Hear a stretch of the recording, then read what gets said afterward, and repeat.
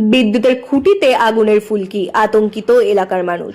ক্যানিং এর সাতমুখী বাজার, প্রচুর লোকের সমাগম। সেই বাজারের একটি বিদ্যুতের খুঁটিতে আচমকা আগুনের ফুলকি দেখতে পায় এলাকার মানুষজন। মুহূর্তে চাঞ্চল্য ছড়িয়ে পড়ে। ঘটনাটি ঘটেছে আজ সকালে। স্থানীয়দের তরফে ক্যানিং বিদ্যুৎ দফতরে খবর দেওয়া হয়। মনে করা হচ্ছে শর্ট সার্কিট থেকেই এমন ঘটনা ঘটেছে। ব্যুরো রিপোর্ট, রাত দিন নিউজ নেটওয়ার্ক।